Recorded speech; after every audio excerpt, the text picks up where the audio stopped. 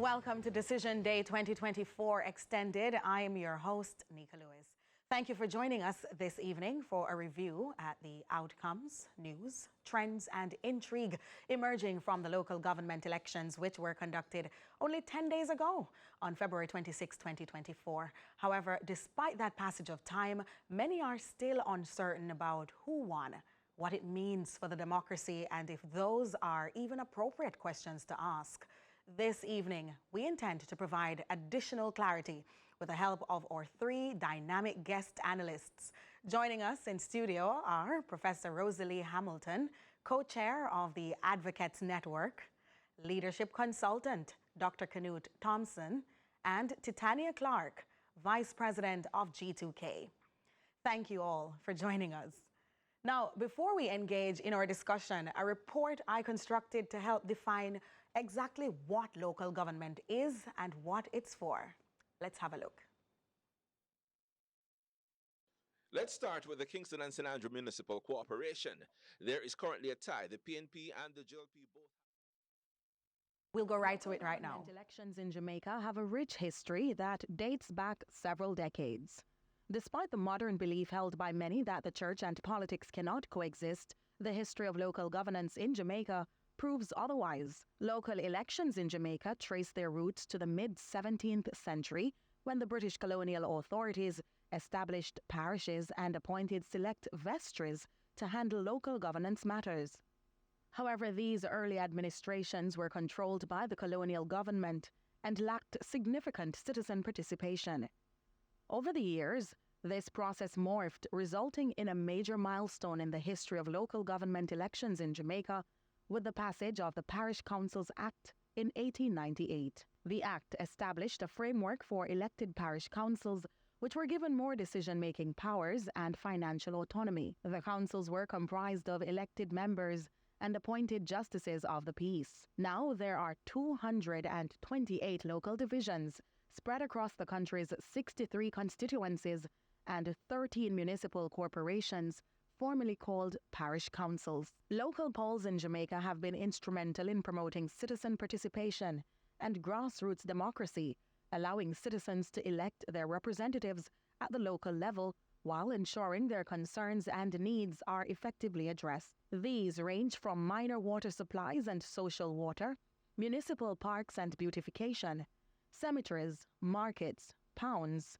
parking facilities, to parochial roads, infirmaries, drains, gullies, and street lighting. The local authority has two arms, the political and the administrative. The political arm is made up of councillors headed by the mayor, who chairs the council and is responsible for determining policies. The administrative arm is headed by a manager, who advises and implements the policies of the council. The head of the administrative arm of council is also secretary to the council and is therefore called the secretary or manager, except in the case of the Kingston and St. Andrew Municipal Corporation, where that person is called the town clerk, and Portmore Municipal Corporation, where that person is called the chief administrative officer.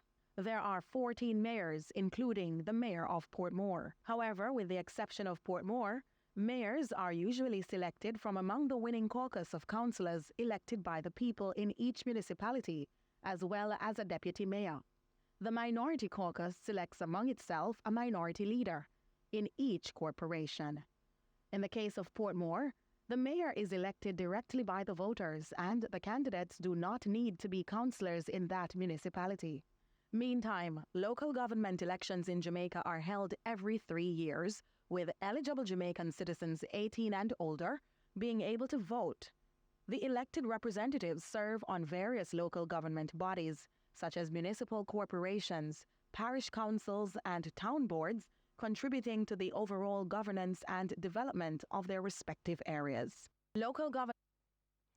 Well, too much of that, but welcome back. I hope that was useful for some of our viewers. Now, in our opening segment, we're going to address some of the misconceptions and the confusion that has played out since the elections. So I'll start with an easy one. Who won? What does it mean to win the local government? But the easiest one, I'll start from my farthest end. I'm going right to you. Dr. Thompson, as the leadership strategist and consultant. Who won? The Jamaican people won. And the second winner would have been the political party that did better. By the numbers, the People's National Party won 115 divisions, the JLP's won 13. In terms of the progress made in relation, or the performance in relation to the previous election, the PNP would have added 17 divisions, the JLP would have lost those 17. In respect of the overall voting, when you take account of the numbers, the JLP would have gained, I think, 301 votes compared to 2016 when its performance was 287. That's 14,000 votes more. The PNP's performance in 2016 was 257. It came out at 326 this time. That's about 70,000 votes more. That's 5 times more votes than the JLP got. So I would say with those numbers, right, the PNP would have This won. is the easy answer part. We're Yes. not going into the tough part just yet. All right, Titania, I know you're waiting to counter that, and then I'll ask Professor Hamilton to join in. I think, so you asked who won, and you made reference to it being the easy answer. Yes. And it is indeed the easy answer, and I feel why it's a misconception about who won is because of what Mr. Thompson would have just done just now. Who won? The Jamaica Labour Party won. They won majority municipal corporations, and that is what determines who wins local government elections. If the parties wish to dissect what they would like to consider winning on their end internally, that is the internal workings of each political institution.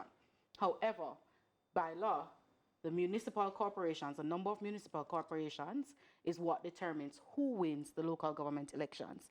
And the Jamaica Labour Party is leading that race. So the Jamaica Labour Party has won the local government elections. Well, Professor Hamilton, what does it really mean to win a local government election? Well, it boils down to who controls the municipalities, but I think it's a misconception of where the real power lies. The real power lies in central government. And therefore, it doesn't really matter in the final analysis who controls the municipality. It really matters who controls central government, because it's the central government dictates that ultimately makes significant difference to the lives of people in the localities. And that's one of the main reasons I would suggest Jamaicans ignore the local government election. You've always seen this very low voter turnout. And I'm very glad to see that you started with the history, because the history is telling that the local government system was rooted in a colonial structure in which the centralized colonial powers dominated what happened in the localities. And it was, and the parish council, the structures for parish council was rooted in 1895. So it's an old colonial arrangement. And I think it is now time for us to rethink that structure. I was encouraged by the Prime Minister's statement at the, when he took the might at the local government elections. And he said that he was happy for this experience because he recognized we have to look again at the structure. My only difficulty with what he said was that he insisted and asserted that the local government must be seen as a division of central government. And he therefore reinforced the current structure. So we're not asking if it should therefore be seen as irrelevant at this point in our history, are we? Absolutely not. Okay, but is that what you understood from what the professor shared a while ago? I'll start with you, Titania, and then I'll go right back to you. Yes, actually, I was Dr. listening and I Thompson. felt as if it went a little bit left field. I was trying to understand where... Because I saw the look on your face. Yes, I was a bit confused as the direction of the argument. It is important to note, and I think, again, going back to misconceptions, if it is that we're going to have the discussion of local government, we have to have a clear demarcation. as it relates to local government versus central government. Happy you touched that, because how do we distinguish between the role of the MP and the role of the councillor as it currently is? It is the responsibility of all elected personnel, councillors, MPs, to make that clear distinction, and there is clear distinction by law. What happens oftentimes, it's based on our politics, why there is a muddying of the waters as it relates to who is doing what. But that does not, for me, it doesn't mean that local government does not have a place. It does. And at some point, we will have to have the hard conversation about how we make those clear distinctions. And I believe this government is leaning into identifying unique ways to do that. But to say that we want to remove local government from our current structure, that would not be a statement I'm in agreement with. What are you in agreement with, Dr. Thompson? Yeah, so I believe that the history of local government that Prof. Hamilton outlined, and your piece as well, is helpful. But I believe that a more proximate assessment is necessary. Recall that in the 1980s, the determination was made that the local authorities would have two main functions: markets and cemeteries. Yes. And it would be an uninspiring career for a young person who wants to serve community, to be signing up, to be responsible for ensuring that garbage is cleaned out of the market and stalls are maintained, and a cemetery where human remains rest is kept clean. So I believe that what was communicated then was that local authorities have a very minimal and minuscule role to play in society. All right, please stick all the pins there, because we are going to take a quick break. Stay with us. Decision Day 2024 Extended is just getting warmed up. Right after this Is Easy break, we'll be back.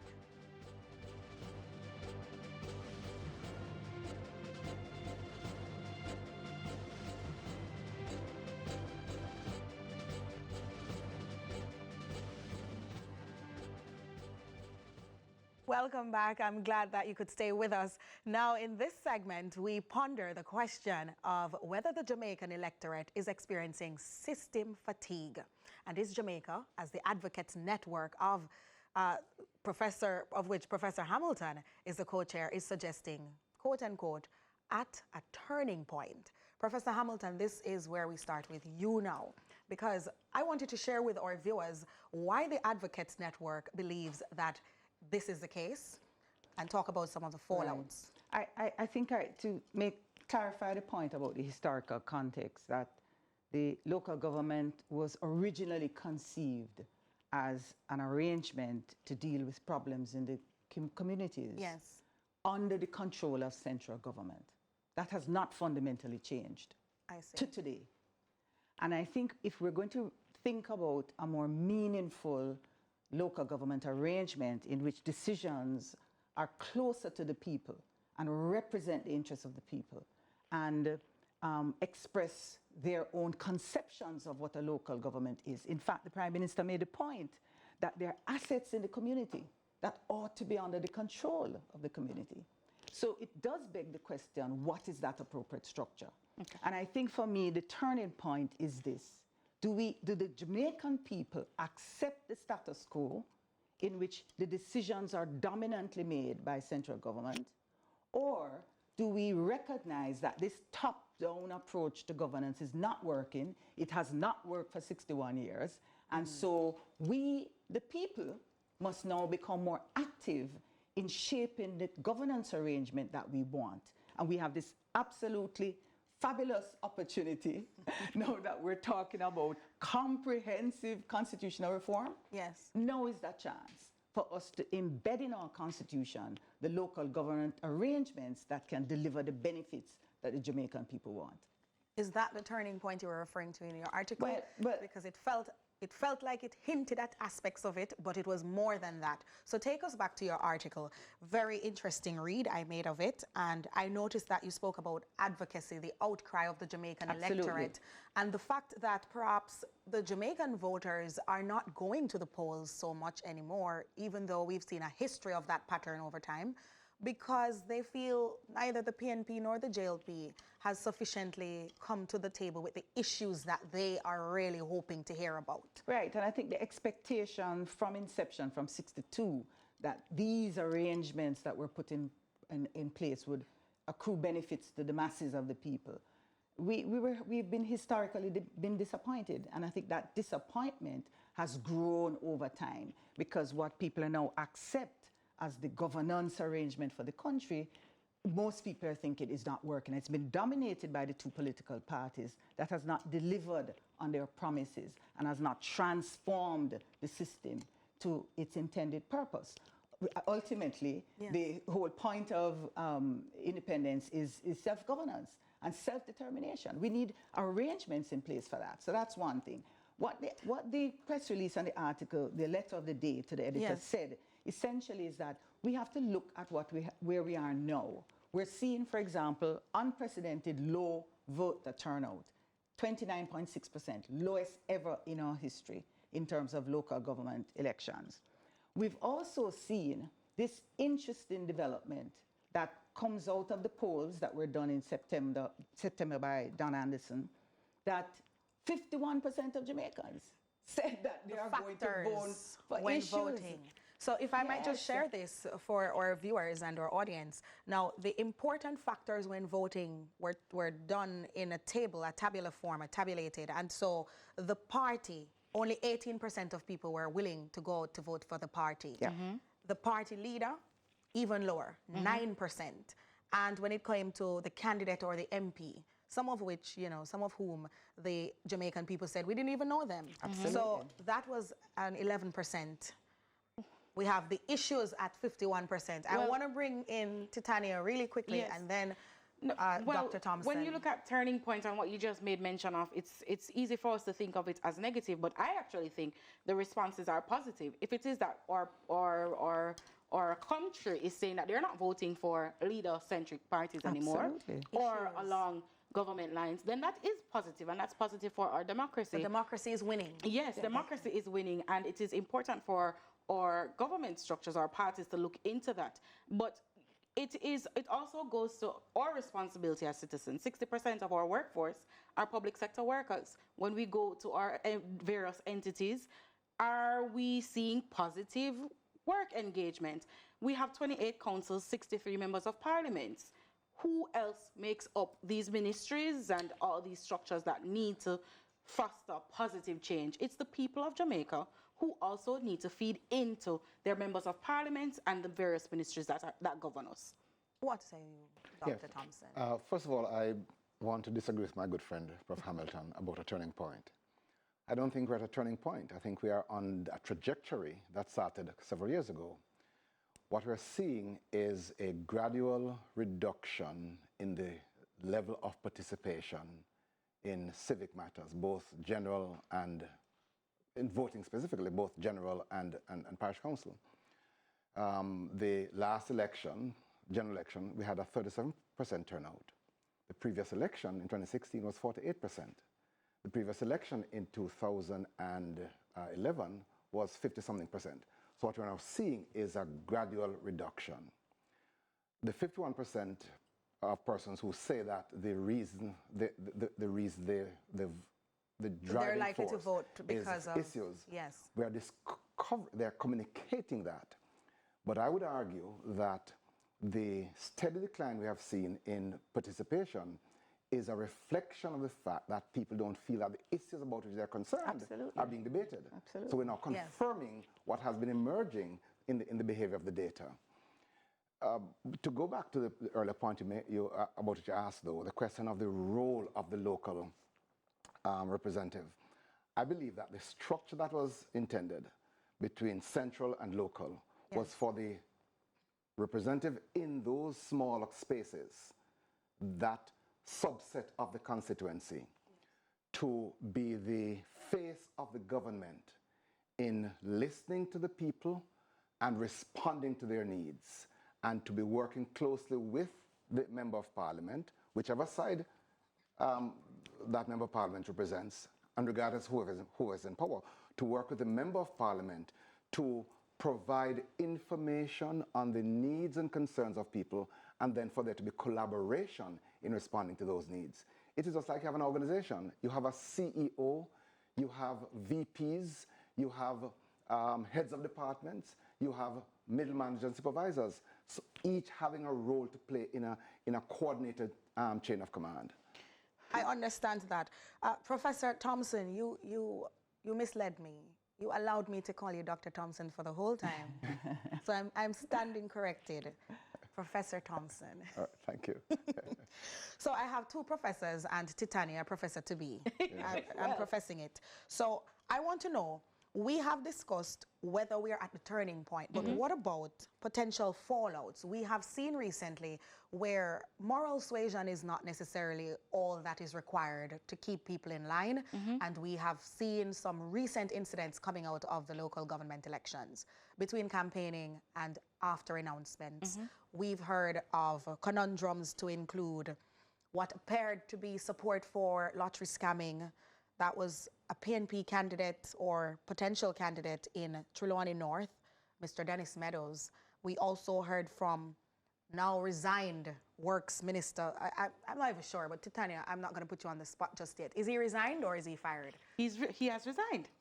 Was he forced to resign? I wouldn't know. Okay, But he said he was fired. Okay, so Said he was fired. I mean, did I hear Mr. wrong? Warmington, if you're watching, we would love to clarify that bit with you, sir. So, St. Catharines Southwest MP under fire, but he was not fired from the cabinet. And Waterloo Division Councillor Winston Ennis, there's so much happening here. What are the fallouts that we're foreseeing from these incidents around moral suasion and all sorts of issues concerning ethics in governance? So, if we're looking at moral suasion, it is important to understand that a part of the political process, you will have, from time to time, persons with different views from their political parties, and actions will have to be taken. That is important. My issue goes when someone who's elected, the masses who did not elect this person, is calling for them to resign from their elected post. Now, it is important to understand that accountability is very, very important from the party level. And the Jamaica Labour Party would have spoken about accountability as it relates to the minister in charge of works, who was in charge of works. Now, should he resign from the persons who would have voted for him to be elected? I don't think so. And that is my position as it relates to accountability. We have to, if we're going to discuss democracy and people having the right to vote and choose for their elected parties, that is important. And we're happy to say that our former deputy mayor of Kingston and St. Andrew, former mayor Winston Ennis, is still with the Jamaica Labour Party. So that is a non-issue. Was he out at some point? No, I don't think he was. No, I don't think he was out. Again, a part of the political process, emotions, things happen, but we are a family, and it is important that, like any other family, we have disagreements, but he still remains a member of the party and, of course, a councillor on the winning side. Potential fallouts from these incidents. I take you first, Professor Thompson. The first part of Titania's statement led me to recall my mother's cynical comment, how gentle goes the Roman. The fact is that Mr. Warmington has been behaving in the way he has been behaving for the longest while. I share this with you. The week prior to the last incident, sometime around the 14th or the 15th of February, he was in another area of the constituency telling people that the council there cannot promise them water because he has no authority to promise them water. And if the only water they will get, I can't use his language, is that he will do something in the line. I sent that tape to the Prime Minister and said, Prime Minister, you need to do something about it. I also sent it to the Ombudsman or the Ombuds Council. The Ombuds Council it is. Ombuds Council, because there's no Ombudsman. Well, the Ombuds Council acknowledged my email, no acknowledgement from the Prime Minister. The difference between the week before and the week later is that the other party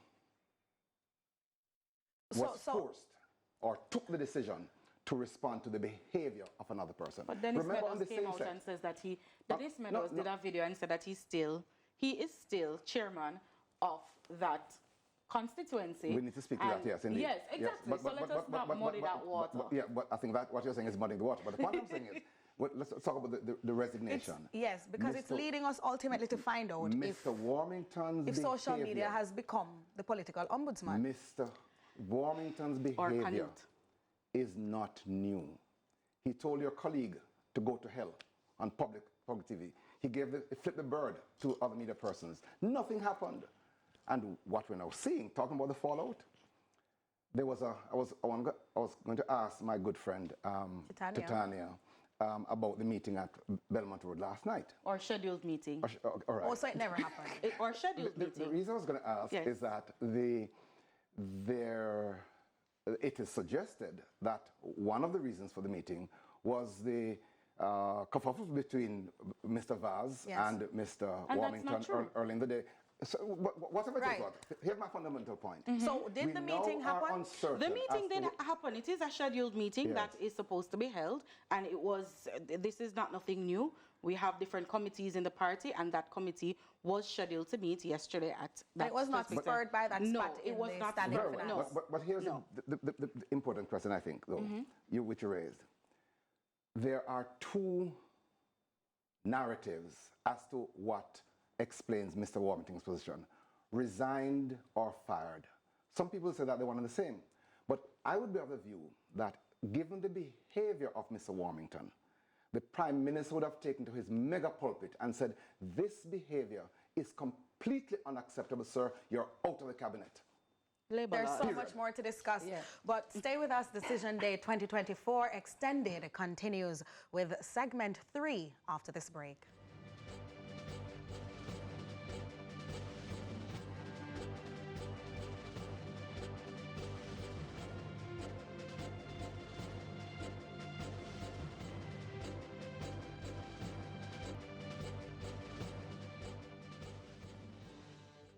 Welcome back to Decision Day 2024 Extended. I'm Nika Lewis. Still with us in studio are Professor Rosalie Hamilton, co-chair of the Advocates Network, leadership consultant Professor Canute Thompson, and Titania Clark, vice president of G2K. As I mentioned before the break, in this segment we take a closer look at the numbers.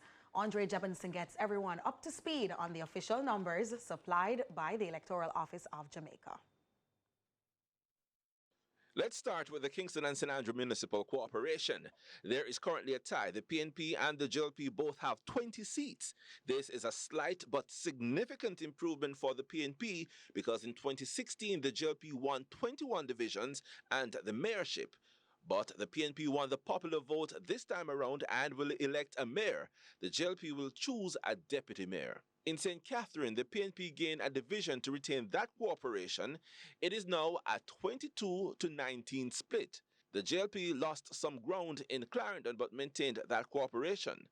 The party won 14 seats in 2016 but got 12 this time around.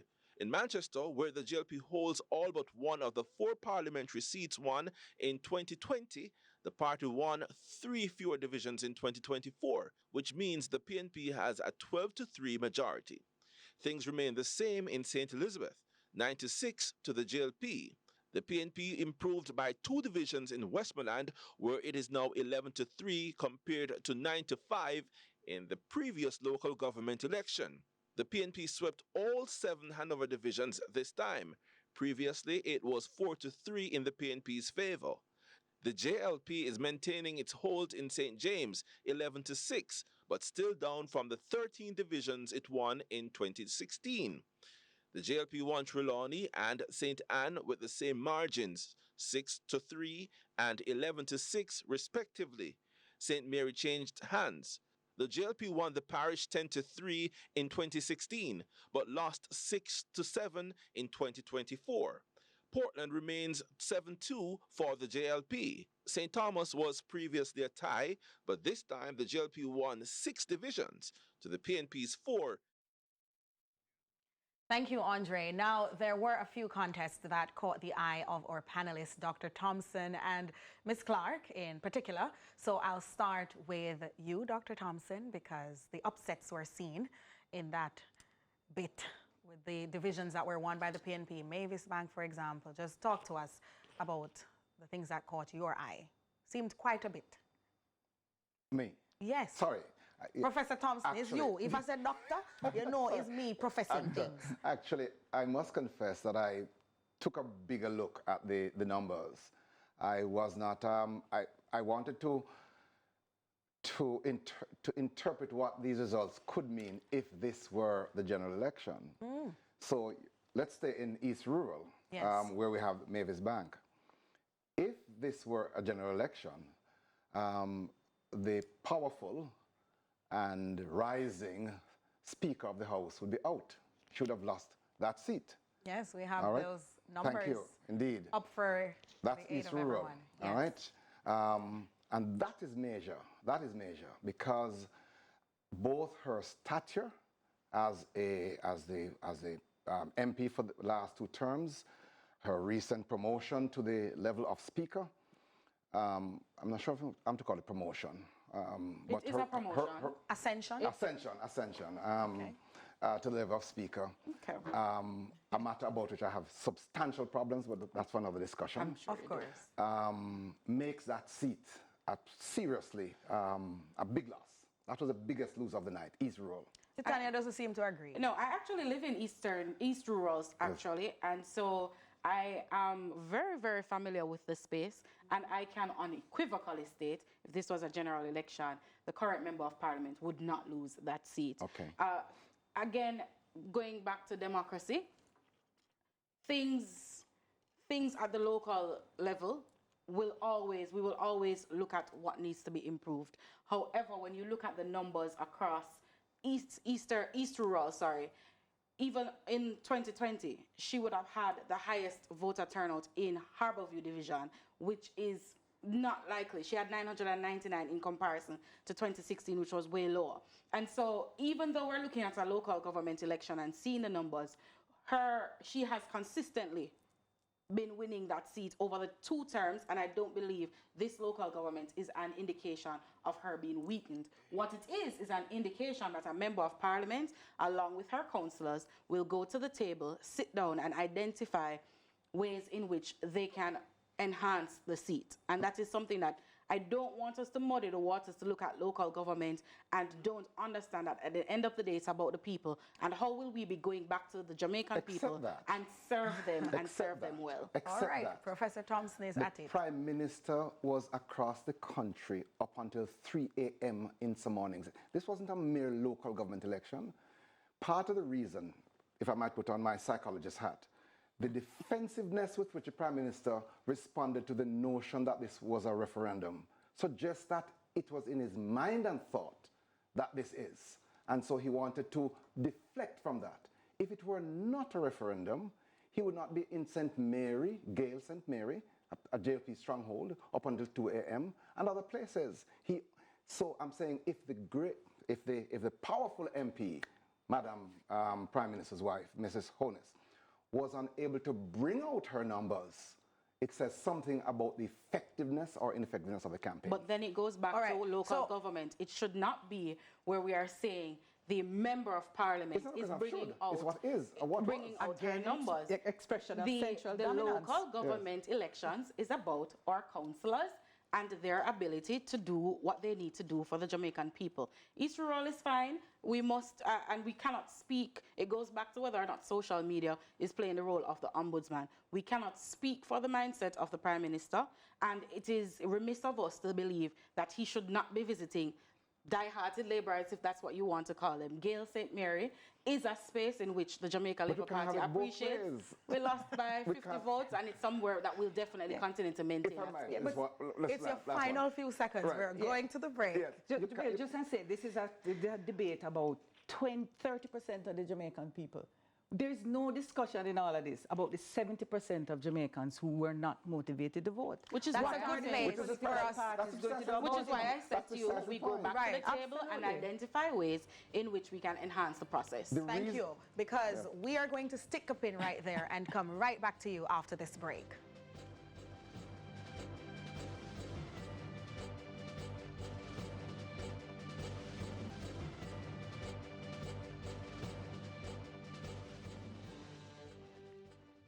Welcome back. It's Decision 2024 extended. I'm Nika Lewis. I have joining me great guests, analysts who will be dissecting more than numbers. They're dissecting issues. Professor Hamilton, you raised a valid point before we broke from that testy exchange going into the break. It was just a warm exchange. Oh, Professor Thompson said it was warm. So, Professor, you made a point, though, that it really is coming down to whatever we're making of these numbers and the issues, it's really down to about 30% of the Jamaican voting population. Quite so. And the question has to be, what will motivate the Jamaican people to come out and vote and, more importantly, participate in the political democratic process? Now, I say that because we put a lot of focus on voting, and it is important, but we don't put any focus on what is required for the people to have an active say in the decisions that affect their life. What are those mechanisms? It's not just about social media shouting to our leaders to say act. What is significant that we've just seen is that the Prime Minister himself, according to Mr. Warmington, said that the reason he was fired is because of civil society. Civil society spoke, and it included people on the social media. Yes. Right? It's the Jamaicans people said, we've had enough. This is just not tolerable.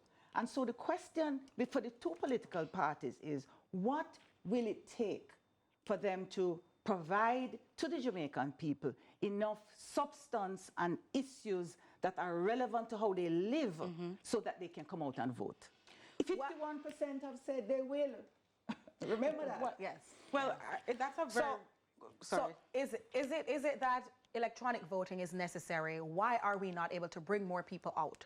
So that's a very good question, because that's what I was going to piggyback on. Yes. While it is important for us to look at the current voter turnout, I think there are other factors outside of voter apathy that is impacting the low voter turnout. Geography is for one. When you look at a brilliant young man coming from Manning's High School, attending a Northern Caribbean University, registered to vote in Westmoreland, identified an opportunity at a media house to come and expand his career, for him to go back to Westmoreland to vote is difficult. That does not mean he would not like to participate in the process. And those are some of the things that we will have to look at. And not just when we say we're not just looking at the political institutions, but also the systems that are in place to ensure that this happens. The EOJ, the other ministries that we're looking at, the Dana Dixon Morrison, who is looking at technology transformation, in and across various ministries. We have to look at unique ways to get the voters out, because I don't believe, I could be wrong, but I don't believe it is only apathy that is preventing voters from coming out. Let me say, I didn't use the term apathy. No, and I want wasn't to making reference to you. but Okay. I want to make the point that the analysis I have done, and I've seen other analysis, shows that the main reason Jamaicans are not voting is they see no difference between the two political parties. So it's not necessarily the distance between so them while leaving I a job. agree with you that those are factors, the main factor is that these two political parties that have managed the country for 61 years is not satisfactory to the populace. Yeah. All I right. want to challenge us a little bit, though, All right. because if they have a preference and they see no difference, they would stick with their preference. So I'm not sure that that analysis gets us sufficient light. I would, but I want to agree, though. Well, let's disaggregate the voting population. Yes. There is a core set of voters that we've seen consistently. These are what emerging trends. Well, the core voters on both political Who we call sides. our political base. Absolutely, that base, and the parties, and certainly the PNP, in the last election demonstrated its capacity to bring out its base. Yes. And usually we've seen consistently over the years that the winning party is the party that has been able to mobilize the base. Yes. And when the base is fed up and stay home, that party loses. And it has not, that dynamic has not addressed what the 70% of Jamaicans are feeling, which is that the governance arrangement, the economic approach to development have not yielded the outcomes we want. Look at the data. We've looked at the standard of living since for the past many years. It has not changed significantly. In fact, the analysis suggests that the standard of living today is lower than it was in the 70s. Right? So I want to introduce something. We have a problem. Right on the heels of that, Professor Hamilton, because we understand that the average age of voting, or the average Jamaican who goes to the poll, is 35 years old. Whose base does that favor? It seems Titania. Well, I would suggest that It's that's split. shifting, and Yes. that a lot of young people know, a lot of the data suggests that a lot of young people is in the GLP. Yes. Right? And that is something. And shifting some. And Well, the that PNP is picked up something more young folks we, too. no, it's, again, I don't want us to think of political institutions as garrisons that are just running all about. There are strategies in every political institution. I can speak for the Jamaica Labour Party. Generation 2000, Young Jamaica, is a strategy of the Jamaica Labour Party to show Jamaicans that there are young people who are interested in the political process and can do better. When you look at our cabinet, that is our representation of that. How is it that we're going to translate that, as Professor rightfully said? Again, I don't think any political institution can remove themselves from the current issue. And the issue right now is that we are seeing Jamaicans having less than an appreciation for the current structures that be. I don't believe that means we need to change the structure. I don't believe we need to change it. I think we need to work at improving what exists. Right. So That's the same thing as changing. No, improvement doesn't mean they're changing. No? No, right. I don't think so. Can they get excited though for a referendum or a general election? Most definitely. I think Jamaicans get excited for general elections. And even if they're not going to vote, if you go into any community, general elections is similar to the Olympic process. You find even those who are not participating excited to see what will be happening and what It's a sporting event for adults. And that's fine. I'm not And sure. I don't see anything wrong with I'm it. not sure Yes, that, Professor. I think what this last election showed is that there are a lot of people who will join the party, and probably you may call it the gravy train, the pocket book issue, pocket issues of the beer, Heineken and Red Stripe and other things, and the fried chicken, but they don't come out to vote. Because if those crowds were an indication of the voting intention, we should have had a 60% turnout. And so that is why So there are it goes some to my belief that implications. it's not necessarily apathy. There Right. are other factors that are impacting. No, I think why do it's they not about take apathy. the time to drive on the bus, go all Well, over this is- places, that's and that's vote? another point. So here's my let's make this quick point though. In agreeing with an earlier point that was made by the G2K Vice President. Titania Clark. Thank you for acknowledging that. That's right. Right. And I suppose drink is on you tonight, Mika, because I'm agreeing with something you said. That I think that we need to find ways of making voting easier. This method where you join a long line and you must leave. You leave drive my- several parishes over to get Yes. to a polling station of your... In this digital age, and I trust that Minister Dana Morris will really take this ball. In this digital age, I hope that by 2025, we can get to the place where we not only are voting electronically in ways that are safe and incorruptible, but we are including the diaspora. Yes, I'm happy you touched that, because what are the implications, Professor Hamilton, in your mind, for the diaspora's vote if they should be part of Well, this? there's a deeper discussion that has to be had about the provisions currently in the Constitution and whether people who live overseas are eligible to vote. Many of them come home to vote because they have an address and they can establish And CARICOM residency. nationals who've lived here for a little while can vote anyway. So there's that conversation that is to be had, and I think some clarification is needed. Perhaps we have the opportunity in the Constitution to clarify just exactly what that process is. What, for example, is the length of time of residency that's required under the Constitution with respect to eligibility to vote? I'm sure that's you'll not agree clear. that the free movement that is soon to hit us is going to also impact those things and, in the future. And what we have to identify as well, when we're talking about the political process, we need to look at people who are on the ground and what those responses are like. I find that we often have the discussion about the political process in isolation. Yes, if we're going to talk about research and polls, we have to identify the spaces in which the research is happening. For me, I can speak about being a part of a national movement and speaking about what Canute made mention of. There are many members of Generation 2000 who want to vote and will always want to vote. But then how do we look at the mechanisms that are put in place? And again, we need to stop isolating young people who are a part of the political process and shaming them for being a part of the process because we may not believe in what they believe. And so even when we're looking at constitutional reform, we need to look at currently the laws that govern. If you work for the government, why is it that you cannot be seen in a green or an orange shirt? If we want young people to participate in the process, if we want people overall to participate in the process, we need to move away from this idea that political institutions are a way of shaming people. And that is something that we have to have a discussion about. Yeah. Professor Thompson, I heard you coming in. The second drink is here because I share the view, and I've expressed this passionately, if I might, before your question, Madam Host, that we have created a perception that voting, that politics are nasty things. Correct. And there's only people who have nothing to do and who are looking for something who get involved. I believe, I mean, whilst I don't think that force should be a means of increasing participation. I don't think I know where this is going. There are about 30 countries in the world which make voting mandatory. I believe that Jamaica should be one of those. Especially because we are such an outspoken... Those countries are all democracies? But not dictatorships? I'm sure.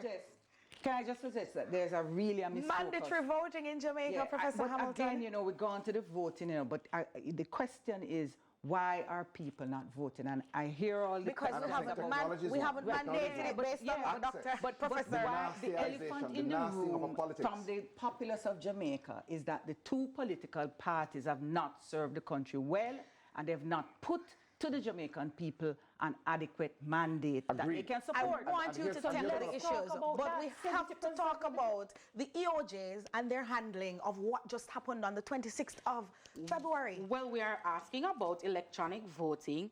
It is a very, very thin line if we are going to add another mandate to the EOJ at this time. Like They any can't other, manage? I'm not saying that, but like any other institution in our country, things need to be addressed. We need to assess. But I would like to say across the Caribbean, though, and even across the world, Yes. we are still doing much better than some other countries that wait All weeks right. on end for their results. I'm going to take in the two professors. First, you, Professor Hamilton, because we need some takeaways as well. What do you make of the ECJ / the EOJ's handling of what happened with the numbers? Well, I certainly was very disappointed that a week or two before the elections, the ECJ was handed this awesome responsibility as political ombudsman. Ombuds Committee. Council. That's the new name. But the responsibility of the ombudsman Yes. was handed to... Now, where is the staffing? Where is the training? What is the structures that would have... With 2 weeks before an election?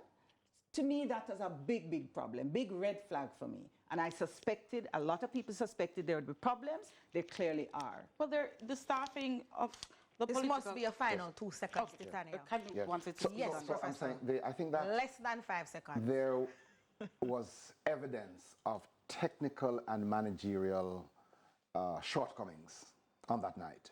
What And are I- your and I can't conclusions believe and that- takeaways otherwise, based on what you just mentioned? Pardon me, sorry, I missed that. What do you suggest? We need to do an audit. We need to do a debrief, a review of what went wrong. Because if it is managerial capacity, we need to get managers who are capable. If it is technical and technological, we need to find the technology. But this, remember, in 2020, We have to had go. a glorious night We have to go. We're so much out of time. with one part being battered.